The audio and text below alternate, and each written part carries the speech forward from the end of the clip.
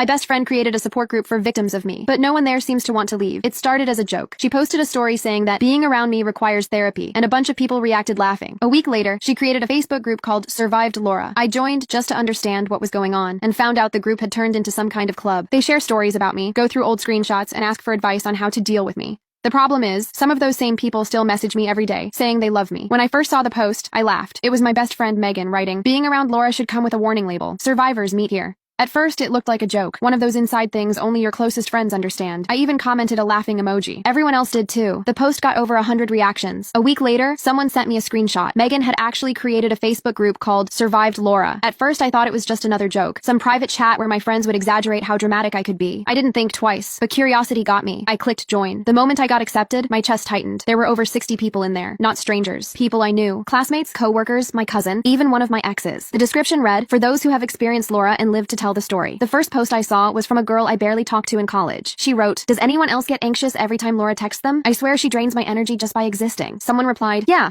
She turns everything into a crisis." Another comment, "Classic Laura, plays the victim and then acts surprised when people distance themselves." I froze. My throat went dry. It didn't feel like a joke anymore. Scrolling down, I saw more. Screenshots of old conversations. Cropped photos of texts I had sent years ago. Things I thought were private. They analyzed everything. What I said, what I didn't say, how I reacted when I felt hurt. It was like watching people dissect my personality with scalpels. And then there was Megan, my best friend. She was replying to all of it, giving context, sharing her own experiences, confirming things, even correcting people when they got details wrong. The comments weren't angry or hateful. That's what made it worse. They sounded fond, like people bonding over trauma, except the trauma was me. One post read, "Remember when Laura cried at my birthday because she thought I didn't thank her enough? I should have known then." Another said, "She always wants to be the center of everything, but if you pull away, she'll make you feel guilty." They were describing me like I was a disease. But here's the thing that really messed with my head. Half of those people still texted me every day. They commented on my photos, sent me memes, asked me to hang out. Some even told me they loved me. So what were they doing in that group? Why pretend to care about me while sharing stories behind my back?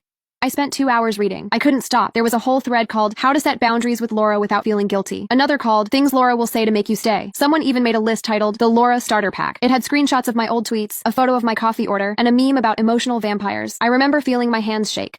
My heart wouldn't slow down. It was like reading my own autopsy while still alive. I wanted to confront Megan, but something in me hesitated. I needed to understand what was happening before I said anything, so I decided to stay in the group. For days, I watched. New members kept joining. Some said things like, "Finally, a place where people get it," or "This group saved me." They weren't leaving. They were treating it like therapy, a support group for victims of me. One night, Megan posted something that broke me. She wrote, "Sometimes I miss her, but then I remember what it felt like to constantly walk on eggshells. I'm proud of myself for leaving." Underneath, people commented things like, "You're so strong. Takes a lot to walk away from someone like that. She'll never change." Someone replied, "She's probably reading this." And Megan answered, "Let her. Maybe it'll finally make her see." That's when I realized she knew I was there. I didn't sleep that night. I kept thinking about